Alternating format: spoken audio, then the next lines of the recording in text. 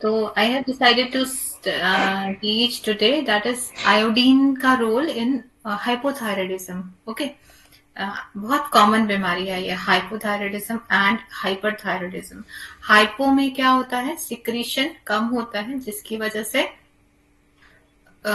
Obesity के chances हो जाते हैं. एंड आपका जो बेसल मेटाबॉलिक रेट है, जो एनर्जी यूज करने का जो लाइक रेट है, वो कम हो जाता है. तो अगर कोई इंसान बैठा है और दूसरा इंसान बैठा है, दो इंसान है, एक का बीएमआर हाई है, एक का बीएमआर लो है, तो जिसका बीएमआर लो है वो सेम चीज करने में भी कम एनर्जी लगा रहा होता है, खर्च कर रहा होता है. ठीक है, सबका बॉडी अलग अलग होता है.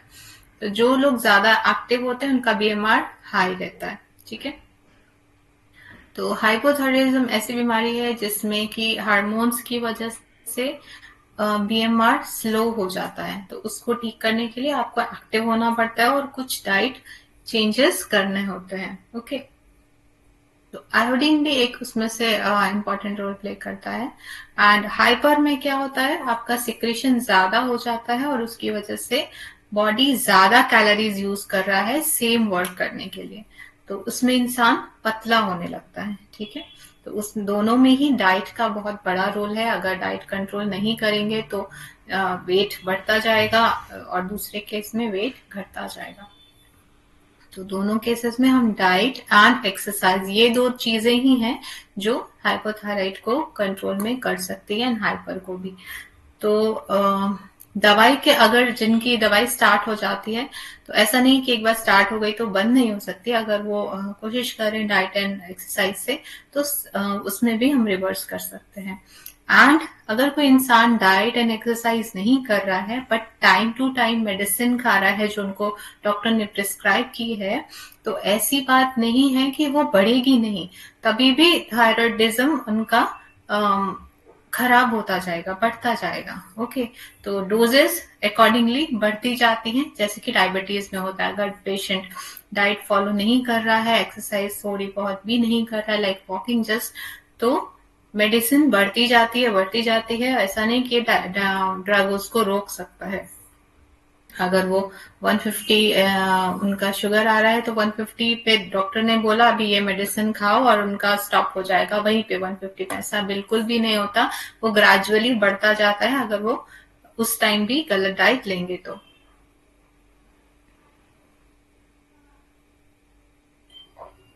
तो ये दोनों डिसीजेस हैं जिसमें लाइफस्टाइल मॉडिफिकेशन बहुत ही जरूरी है. Okay, so let's start with deficiency होने से क्या होगा आयोडीन का, एंड बढ़ने से क्या होगा.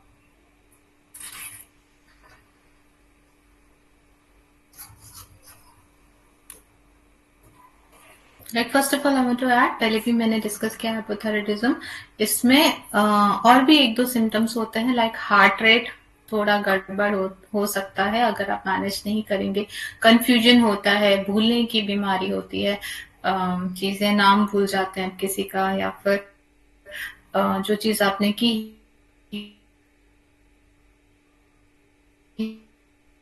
Memory syndrome kind of things होती हैं. लेटर ऑन अल्जाइमर में भी ये पेशेंट चीजें होती है शॉर्ट टर्म. समटाइम्स पेशेंट को लगता है आई कैन मैनेज वेट, लेकिन मेरे को तो कोई सिम्टम्स नहीं आ रहा, मैं एक्सरसाइज नहीं करूंगा, मैं डाइट जस्ट करूंगा, तो उस केस में भी प्रॉब्लम आती है. दूसरे सिम्टम्स तो आते हैं, लाइक फिंगर्स में ऐसा सेंसेशन कम होना, एंड आपका कंफ्यूजन होना, भूलने की बीमारी, ये सब चीजों में इफेक्ट आ सकता है. Like you have to maintain your thyroid, वो मेंटेन करना. अगर सिर्फ डाइट से हो रहा है दैट्स फाइन, आपको mainly time to time check कराना है. थायराइड पेशेंट है तो एवरी 6 मंथ में थायराइड कराना है. अब अगर आप एक बार डिटेक्ट हो चुके आप थायराइड पेशेंट हैं या कोई भी आपका, तो दोनों केस में हर 6 मंथ में कराना है और उसको कंट्रोल करने के लिए सारी चीजें करनी है जो जरूरी है. So hypothyroidism result from decrease in circulating thyroid hormone. क्यों होता है हाइपोथायरॉयडिज्म, जो थायराइड हार्मोन है वो ब्लड में सर्कुलेशन कम हो जाता है. The term myxedemia is not symptoms with all hypothyroidism states, but is used for where there is an associated thickening of the skin and subcutaneous muscle tissues. So the most common cause of hypothyroidism treatment of hypotoxicosis either with radioiodine और with surgery. Generally surgery कर देते हैं, medically वही treatment है. तो hypothyroidism is usually, क्योंकि क्या होता है, सेल अप होता है हाइपोथायरॉयडिज्म में. जो थायराइड ग्लैंड जो यहाँ पे बटरफ्लाई शेप होता है वो स्वेलिंग होने लगती है.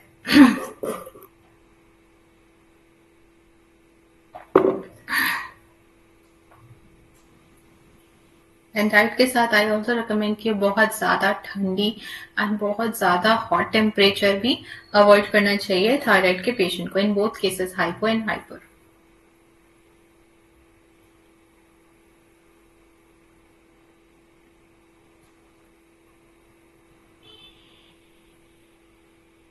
The usual complaints are tiredness, थकान लगेगी, लेथार्जी मतलब हमेशा मन करेगा सो जाए, है ना. कॉन्स्टिपेशन भी है इससे related, and increase in weight. ठीक है, तो मैंने कॉन्स्टिपेशन मेंशन नहीं किया था, तो this is also the symptoms जो होता है. There may be a history of feeling cold, requiring warmer clothing even in hot weather. कभी कभी ज्यादा ठंडी लगने लगती है, सब लोग नहीं भी पहने तो लगता है कि हमें ठंडी लग रही है, we have to wear something. And क्यों हो रहा है ये चीज? बिकॉज सर्कुलेशन कम है, उतना अच्छे से सर्कुलेशन नहीं है ब्लड का. And requiring warmer clothing even in hot weather. Dryness of skin, skin ज्यादा उनकी ड्राई होती है, मोस्टली टोज ड्राई होते हैं, एंड जो एंड्स पार्ट होते हैं बॉडी के वो ज्यादा ड्राई होते हैं, लिप्स ड्राई होते हैं. Lack of perspiration and deficiency in hearing.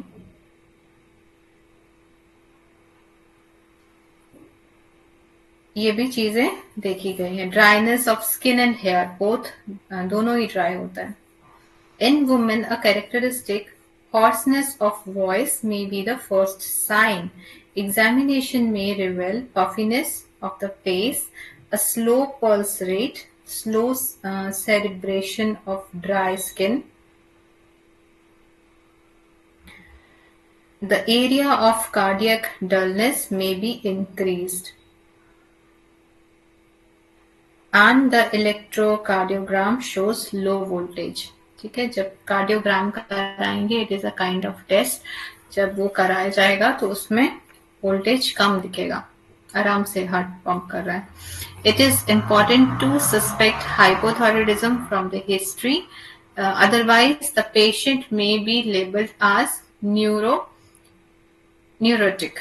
A low level of T3, T4 and high TSH, these are three kind of hormones, T3, T4 and TSH, is found in hypothyroidism. Interventions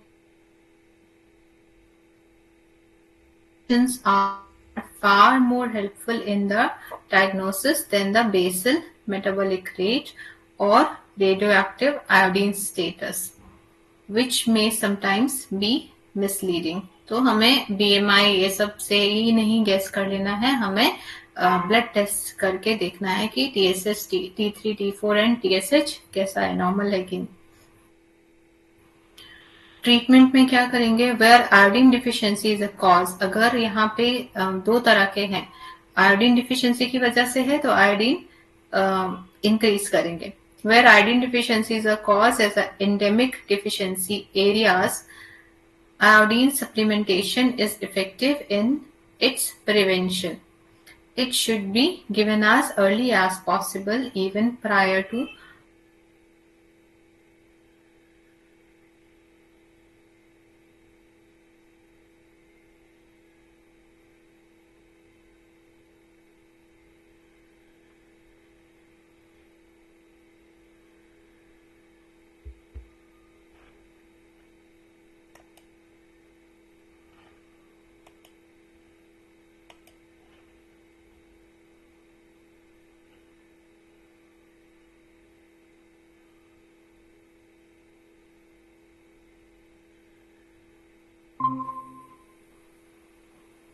early fetal and infant death, even birth होने के बाद भी death हो सकती है अगर बहुत कम body में आयोडीन है तो।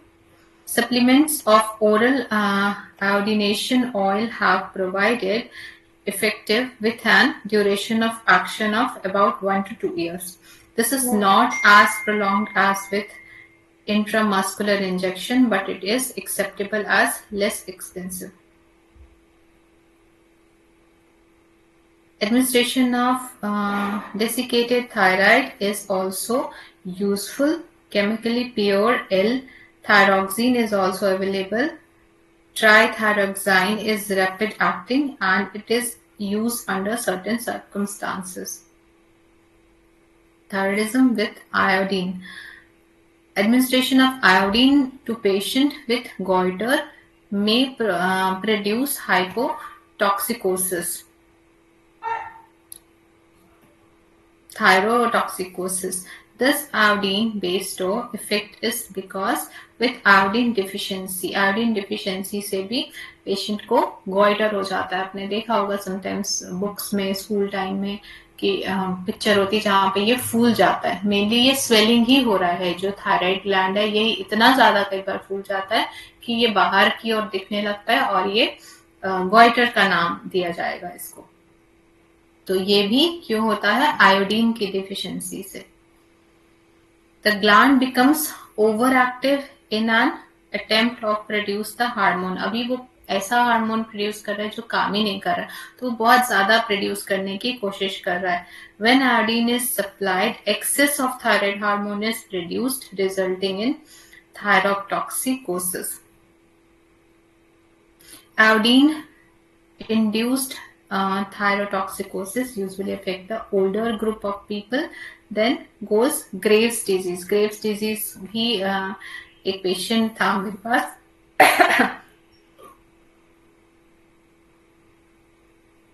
It is very rare disease. तो इसमें हमें आयोडीन लो आयोडीन वाले फूड देने होते हैं। Iodine induced thyrotoxicosis usually affect the older group of people. Then does Graves disease. T4 and T3 are elevated, but iodine uptake by the thyroid is low. It has a limited course of 1 to 6 months. A small thyroid gland, absence of exothalamus, and decreased iodine uptake distinguish it from Graves disease.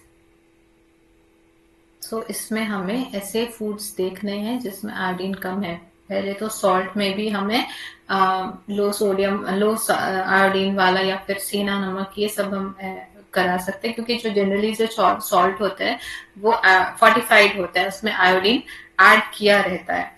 And बहुत सारे जो जमीन के नीचे वाले vegetables हैं उसमें iodine ज्यादा होता है। जो पहाड़ों में मेनली होते हैं आपका स्क्वाश काइंड ऑफ होते हैं, क्रिपर्स, उसमें भी आयोडीन काफी ज्यादा होता है। मेनली पहाड़ी रीजन के जो वेजिटेबल हैं उसमें आयोडीन काफी ज्यादा होता है।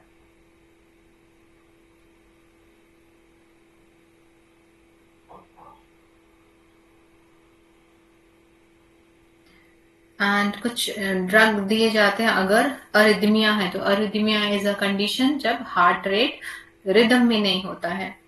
It contains 37% iodine and so can alter thyroid function. तो बहुत एक्स्ट्रा आयोडीन दिया जाता है। I am not talking about Graves disease, वो फिनिश हो गया, अभी हम थायराइड की बात कर रहे हैं। The usual dose may supply 200 mg organic iodine daily, of which 20 mg may be deiodinate to free iodine, as can participated iodine induced hypothyroidism. तो हाइपोथायरॉयडिज्म आयोडीन इंड्यूस भी होता है, आयोडीन की डिफिशियंसी से भी होता है।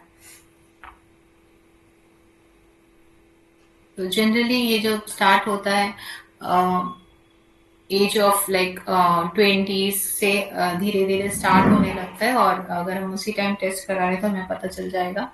एंड आयोडीन का इंटेक बढ़ाना होता है इसमें। एंड अगर हम एक्टिव रहेंगे तो जो भी ऑर्गन है हमारी बॉडी के, वो ज्यादा प्रॉपरली हार्मोन सिक्रीट कर पाएंगे, ज्यादा एक्टिव हो पाएंगे। तो कोई किसी भी डिजीज में जिसमें सिक्रीशन कम हो रहा है आपका, तो we have to active more, exercise करनी है एंड अच्छी डाइट लेनी है जिसमें कि आपका किसी वजह से इन्फ्लामेशन नहीं हो। And turmeric is very good in inflammation. एक विंटर्स में क्या होता है, एक केस है मेरे पास, जो बच्चों की आईज में स्वेलिंग होने लगती है कई बार सर्दियों में, जब फॉग का सीजन होता है, या किसी किसी को कोल्ड से भी एलर्जी होती है, तो पफीनेस आ जाती है विंटर्स में। आप सुबह उठेंगे तो जनरली बच्चों में देखा गया, टीन एजर्स में मोस्टली होता है ऐसा। तो इस केस में turmeric milk bed time is very helpful. It is anti inflammatory product, like जो टर्मरिक है, तो इट इज वेरी हेल्पफुल। अगर आप किसी बच्चे में देख रहे हैं बहुत ज्यादा स्वेलिंग है, नेक्स्ट डे अगर आप एक दिन पिला रहे हैं, नेक्स्ट डे काफी इम्प्रूवमेंट होती है। एंड जब भी स्वेलिंग है तो स्क्रीन टाइम उस बच्चे का जितना कम हो सकता है वो करना है।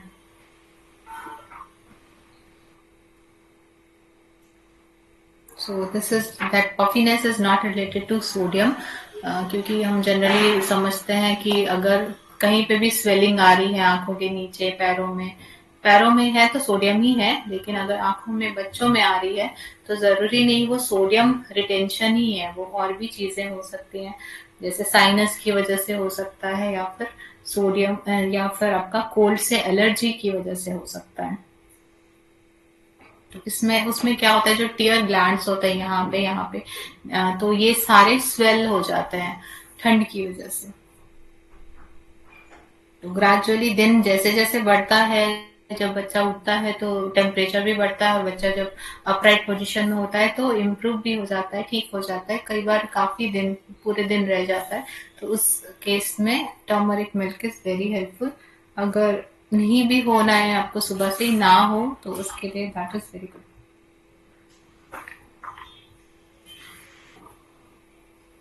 So I have completed every topic in this session. So I don't think कहीं पे भी कोई confusion रह गया है।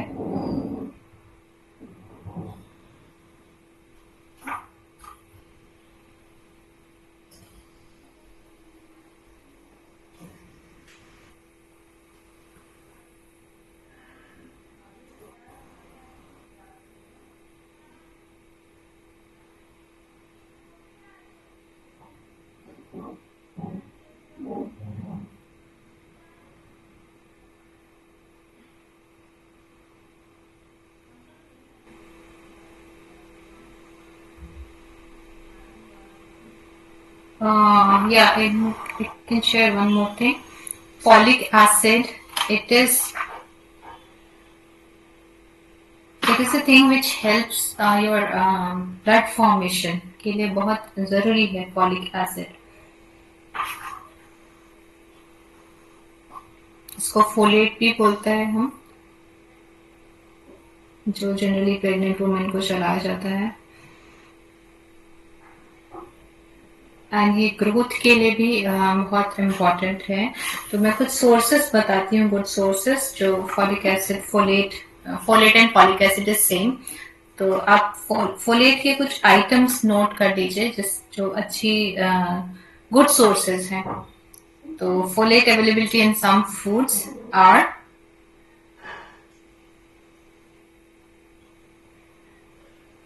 नंबर 1, ब्लैक ग्राम, जो काला चना होता है।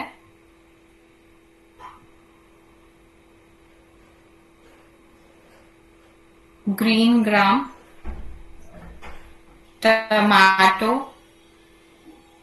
Spinach, banana, egg and liver, जो गोट का लिवर होता है, या फिर ईस्ट, जो इडली में अपने इडली का जो बैटर होता है ना, इडली का जो घोल बनाते हैं हम, तो उसमें जो अपने आप ग्रो करता है, दैट इज ईस्ट। या फिर मिलता भी है मार्केट में ईस्ट, लेकिन आप घर पे लाइक फर्मेंटेड फूड जब खाएंगे तो उसमें ईस्ट रहता है। तो these are good in folate, काफी ज्यादा परसेंटेज में है। तो जहाँ पे भी आपको लग रहा है हाइट बढ़ाने की बात है, मैंने टमाटो का पहले भी जिक्र किया था कि आपको जब हाइट के रिलेटेड है तो प्रोटीन तो आपको देना ही है। Tomatoes is very good for this. तो इसी वजह से, बिकॉज फोलेट एक ऐसा कंपोनेंट है जो हाइट बढ़ाने के लिए हेल्प करता है, एंड इसको एवरीडे डाइट में होना चाहिए। तो प्रोटीन के साथ साथ आपको फोलेट भी खाना है।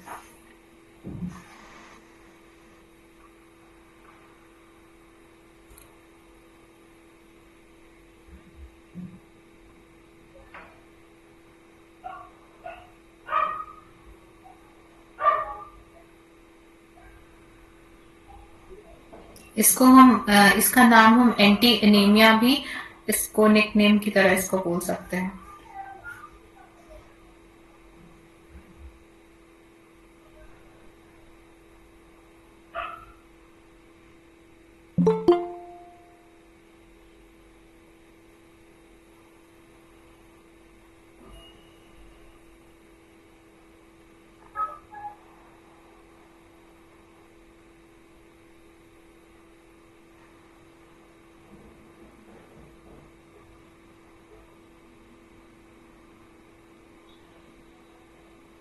और ये जेजुनम में एब्सॉर्ब होता है। तो जो आपका स्टमक के बाद जो नेक्स्ट पार्ट निकलता है, डिओडेनम देन जेजुनम, वहां पे इसका एब्सॉर्प्शन होता है। 3 पार्ट्स हैं इंटेस्टाइन के, स्मॉल इंटेस्टाइन के, डिओडेनम, जेजुनम एंड इलियम। तो जो सेकेंड पार्ट है जो ऐसा बेंड होता है, वहां पे इसका एब्जॉर्प्शन होता है। तो जब भी आपको हाइट बढ़ाने के लिए प्रॉब्लम आ रहा है, लग रहा है पेशेंट तो खा रहा है अच्छे से प्रोटीन फिर भी हाइट नहीं बढ़ रहा, तो you can add these things.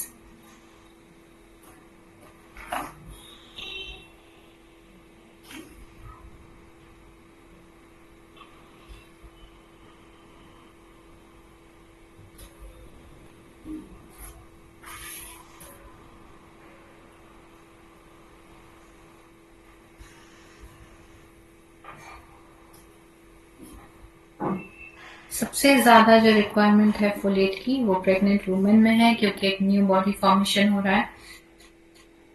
तो प्रेग्नेंट वुमेन में 400 माइक्रोग्राम की जरूरत होती है।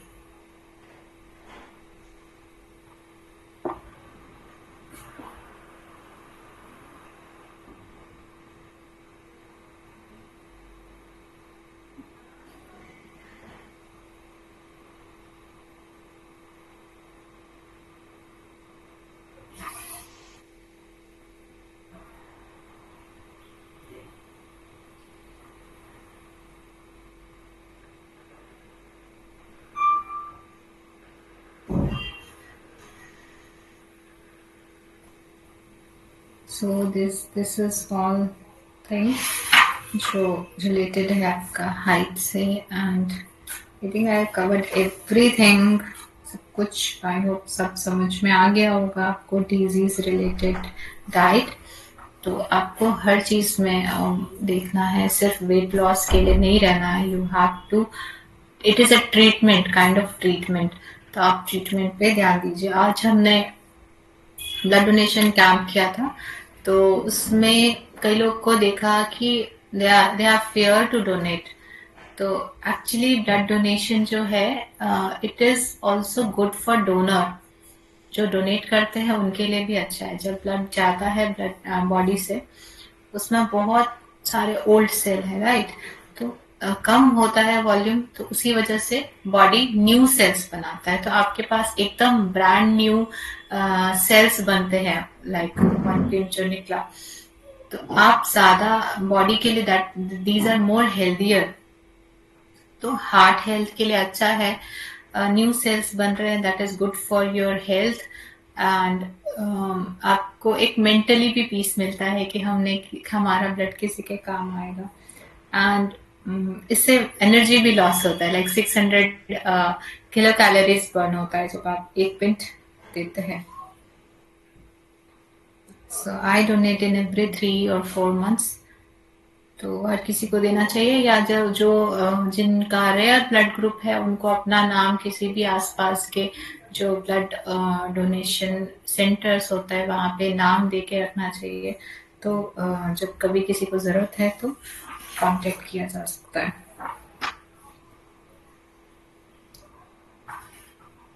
एंड टाइम टू टाइम से आपका blood sugar and uric acid ये सब फ्री में चेकअप होता ही है, तो ये सब भी होता रहेगा।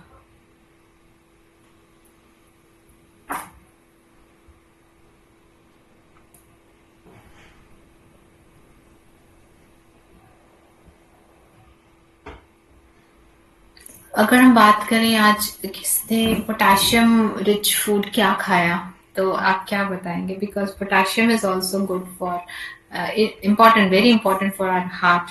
तो मुझे थोड़ा बताइए किसी ने आज पोटेशियम रिच में क्या खाया। It is important for heart muscle. Ma'am आंवले की चटनी। ओके, एंड एनीवन और कोई बताइए।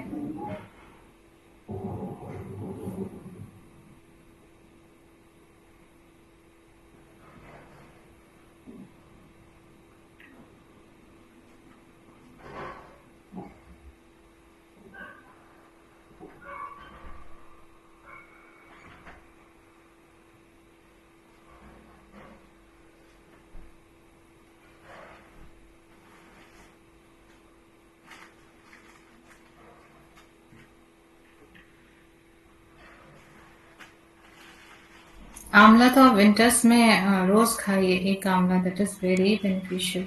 तो अगर आप एक आंवला खाते हैं तो आई थिंक उसका वेट कितना होता होगा? अगर आप अकेले एक आंवला खा लें तो आई थिंक 20 ग्राम्स जितना होता होगा। तो 100 ग्राम आंवला में 198 मिलीग्राम पोटाशियम रहता है। तो इट इज सफिशियंट। अगर कोई एक आंवला खा रहा है तो हो जाएगा, क्योंकि और भी चीजें खा रहे होंगे, आप आलू खा रहे होंगे, दाल खा रहे होंगे, तो आपका कंप्लीट हो जाएगा।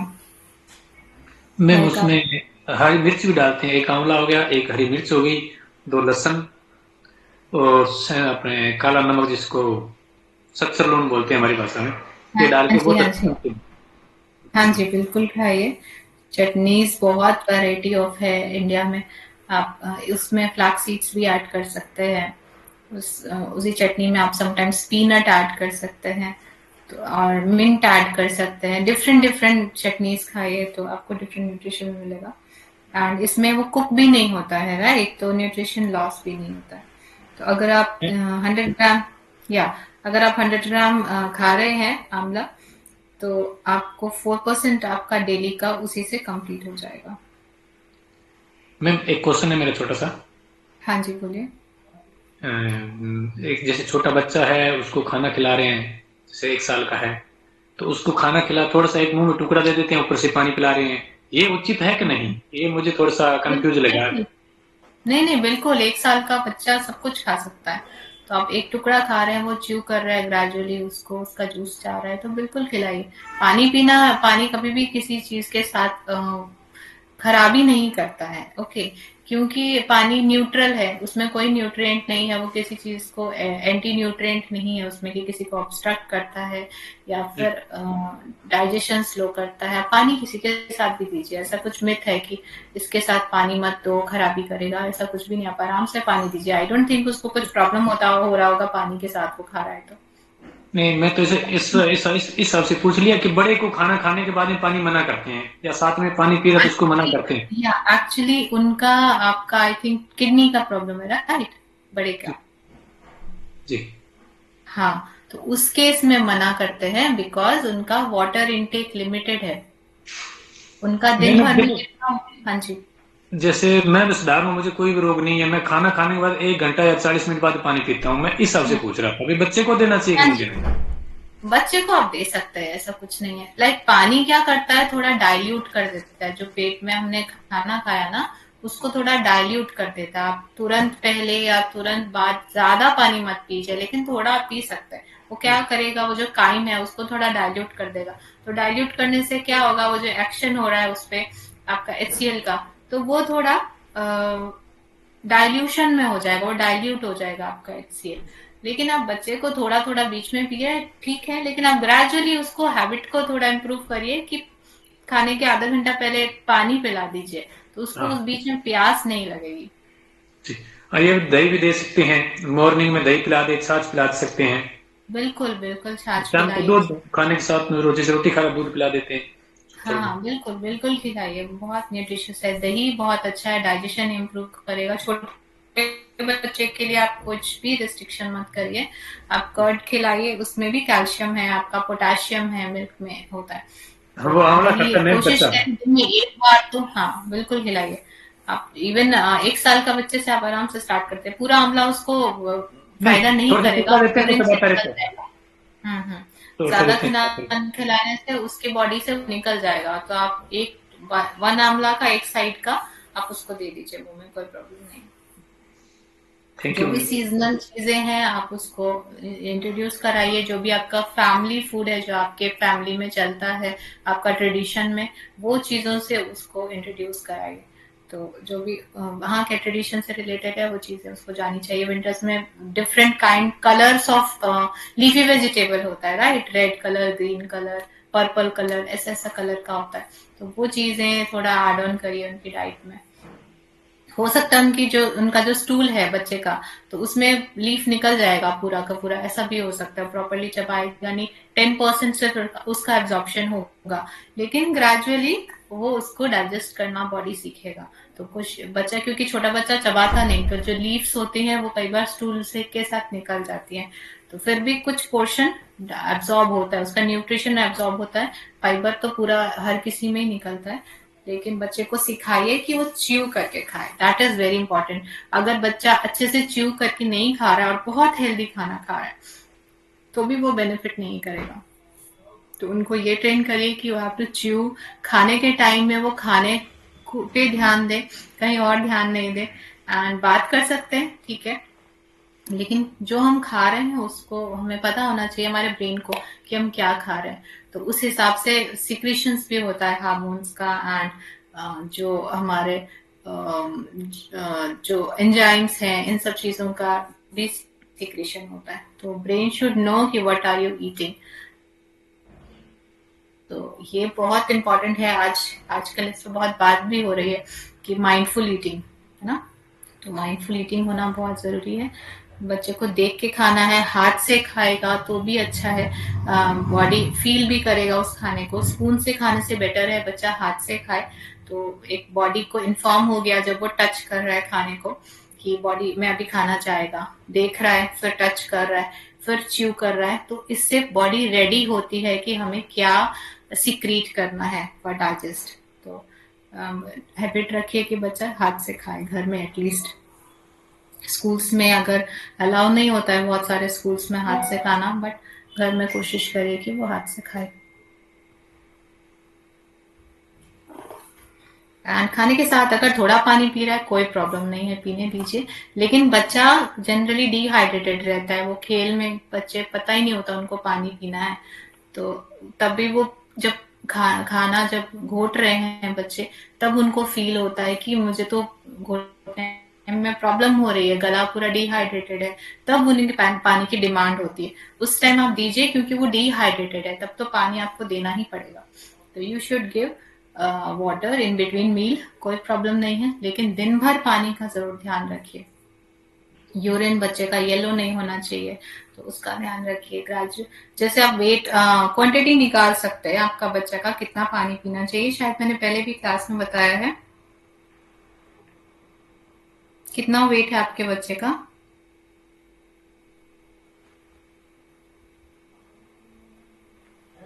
गगन जी, आपका बच्चे का वेट बताइए, मैं उसका रिक्वायरमेंट बताऊंगी। Ma'am 6.5 kg।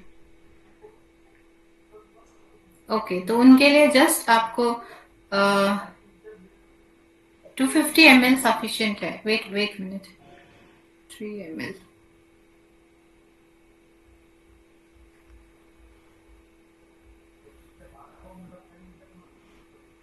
अभी आप कितना पानी दे रहे हैं? 1 गिलास पी रहा है दिन भर में? जी मैम। हाँ, तो बस सफिशियंट है। वन लीटर देने का जरूरत नहीं है, तो उसको ये 250 मिनिमम उनका रिक्वायरमेंट है, उतना कंप्लीट करिए। हाँ, जो एक 250 ml होता है, एक बड़ा ग्लास जो होता है, वो होता है, तो उतना मिनिमम रिक्वायरमेंट है। आप उससे थोड़ा ज्यादा भी दे सकते हैं, कोई प्रॉब्लम नहीं है।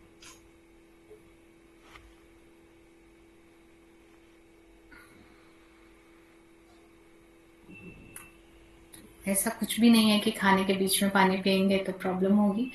हाँ, थोड़ा डाइजेशन डिले हो सकता है, लेकिन बस मैं ऐसे कंफ्यूज था थोड़ा सा, मेरे को कंफ्यूज दूर कर लेता हूँ, इसलिए मैं। बिल्कुल करनी चाहिए कंफ्यूजन। हो सकता है आपकी वजह से और लोगों की भी कंफ्यूजन दूर हुई हो।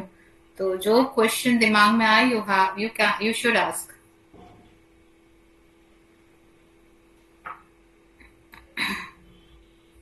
बड़ों को ध्यान रखना चाहिए कि इमीडिएट खा रहे, पानी पी रहे, खा रहे, एक गिलास पूरा पानी पी लिया, ये थोड़ा अवॉइड करना चाहिए। डाइजेशन में थोड़ी मुश्किल होती है, लेकिन अदर बॉडी में कुछ ऐसा नुकसान नहीं होता।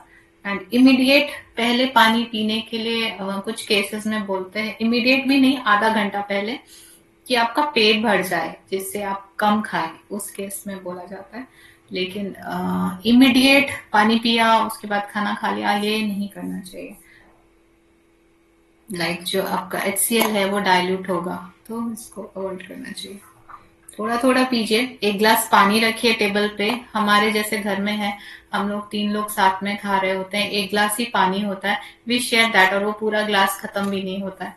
तो एक ग्लास आप 3-4 जन के लिए सफिशिएंट है।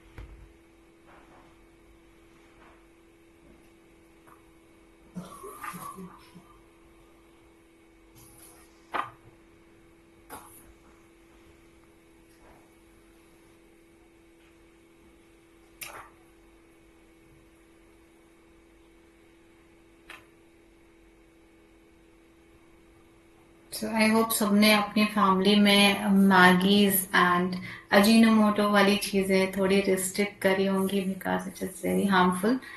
तो आई होप आप लोग इवन एटलीस्ट बच्चे को ये इंट्रोड्यूस ही मत कराए, क्योंकि छोटे बच्चों को पता ही नहीं होता। जब वो स्कूल जाते हैं तभी ये सब चीजें देखते हैं, तो उनको इनके बारे में इंट्रोड्यूस ही मत कराइए। आजकल तो बैन होने लगी ये चीजें एड्स में आने के लिए भी। आई होप कब तक ये रिफ्लेक्ट होगी।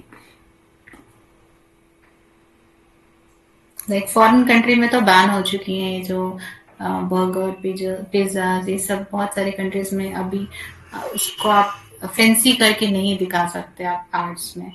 तो इंडिया में आई होप इंडिया में भी जल्दी हो।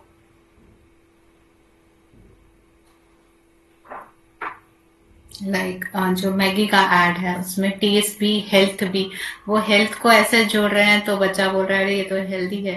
तो एंड मदर्स को भी लग रहा है नहीं ठीक है, हम आटा नूडल्स दे रहे हैं। कभी कभी होते हैं ऐसे पेरेंट्स आते हैं मेरे पास कि नहीं मैम हम तो आटा नूडल्स दे रहे हैं, एंड हम तो वीट ब्रेड खा रहे हैं, हम तो ब्राउन ब्रेड खा रहे हैं।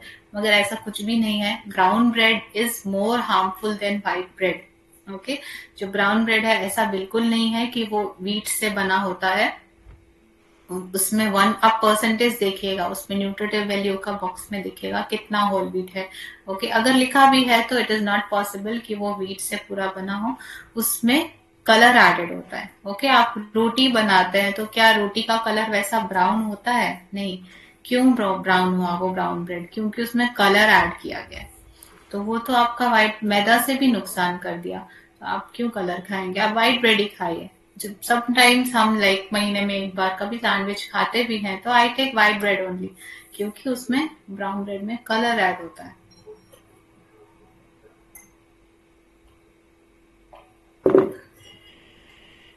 एंड वो ब्राउन ब्रेड बहुत सॉफ्ट होता है, आप नोटिस करिए, क्योंकि उसमें फैट कंटेंट ज्यादा है, शुगर एडेड होता है, जिसकी वजह से वो थोड़ा स्वीटिश लगता है। व्हाइट में आपको कोई टेस्ट नहीं लगेगा, लेकिन उसमें आपको थोड़ा स्वीटिश टेस्ट आएगा, because adding of sugar, fat and colour, वो ऐसा दिखता है एंड सॉफ्ट लगता है।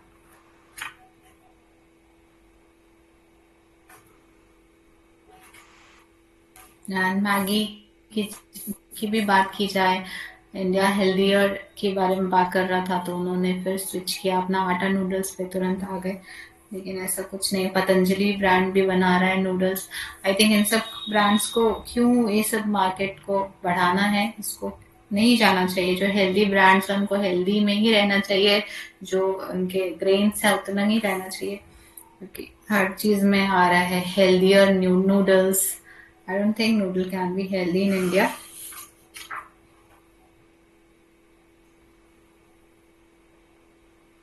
जो प्रोडक्ट आप लाइक अमेरिका में अगर कोई एक बिस्किट खा रहा है उसमें पाम ऑयल की क्वांटिटी देखेंगे और इंडिया में देखेंगे तो सेम ब्रांड लाइक नेस्ले का ही ले लीजिए, अगर वहां पे जो वो सामान बेच रहे हैं नेस्ले ब्रांड, कोई सेम ब्रांड सेम बिस्किट, और यहाँ पे जो बेच रहे हैं उसमें बहुत फर्क है। वहां पे पाम ऑयल की क्वांटिटी बहुत कम है, क्योंकि उनके जो रेगुलेशन है बहुत टाइट है, वो लोग नहीं बेच सकते उतना ज्यादा पाम ऑयल के साथ। मगर इंडिया में बहुत ज्यादा पाम ऑयल के साथ वही कंपनी की चीजें बेच रहे हैं। चॉकलेट्स, जो बाहर की चॉकलेट्स होती हैं बहुत एक्सपेंसिव होती है, लेकिन वहाँ पे शुगर की क्वांटिटी चॉकलेट्स में कम है। इंडिया में वही ब्रांड नेस्ले का या किसी भी का जब आता है तो यहाँ पे बहुत शुगर एडेड होता है, क्योंकि लोगों को आदत हो चुकी है, दे कैन बाय, उनको हेल्थ का नहीं ध्यान रहता। तो आपको इनका बायकॉट करना है, you should avoid these thing. हमारे हमारे पास भी Indians are very rich in vegetables and varieties of cereals. America में उनके पास नहीं है, इसलिए वो हर चीज में चॉकलेट्स खा रहे हैं और ये सब चीजें, मिठाइयाँ ही नहीं है वैरायटी ऑफ। अगर इंडिया में हमारे पास मिल्क प्रोडक्ट की भी मिठाइयाँ हैं एंड हमारे पास वेजिटेबल की भी मिठाइयाँ हैं, तो हमें अपने पास जो हमारे कल्चर में है उन चीजों में ही हेल्थियर चीजें देखनी है। तो नेवर गो फॉर, एंड कभी भी इन चीजों को प्रमोट कर मत करिए कि ठीक है आपका बच्चा अगर नूडल्स खाना चाहता है पाटा नूडल्स दीजिए। नेवर, कभी भी आप किसी को ऐसे रिकमेंड मत कीजिए।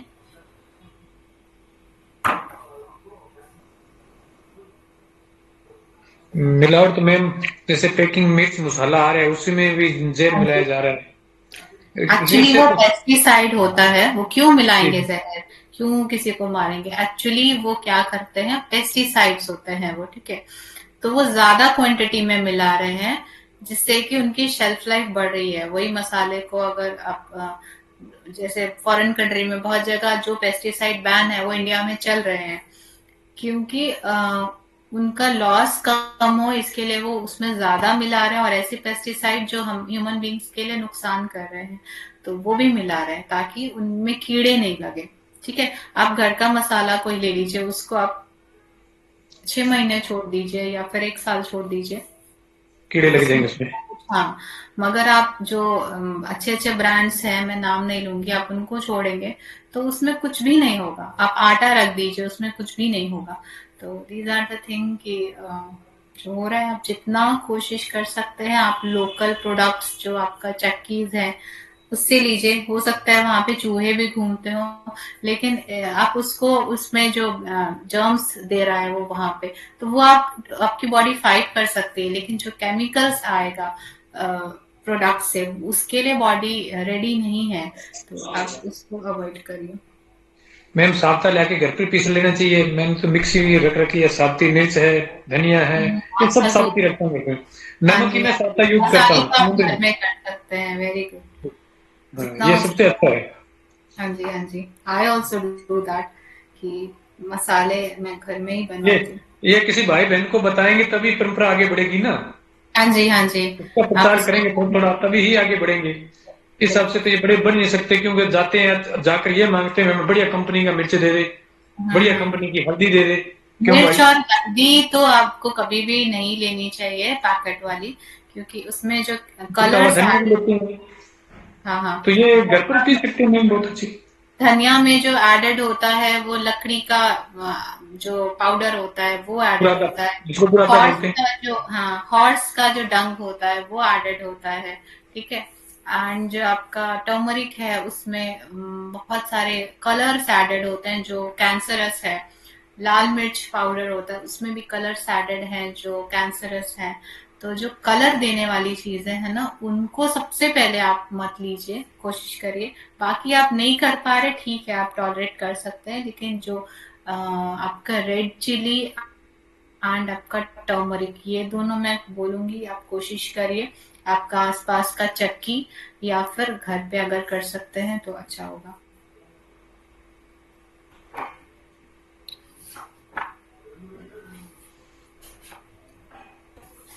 एंड जो आप फ्लेवर में भी आप देखेंगे उसमें परफ्यूम्स डाले जाते हैं, ठीक है। आप मार्केट का मसाला को आप बाहर में खुला छोड़ दीजिए, ओके, फॉर सम टाइम्स, उसके बाद यूज करिए उसको, तो उसमें टेस्ट नहीं आएगा।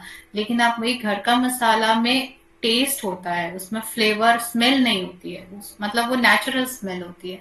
तो उसको आप काफी टाइम बाद भी यूज करेंगे तो उसका फ्लेवर नहीं जाता है। तो और जो मार्केट वाला खाना होता है उसमें आप देखेंगे थोड़ी देर के लिए अच्छा लगता है, नेक्स्ट डे उसका टेस्ट ही चेंज हो जाता है।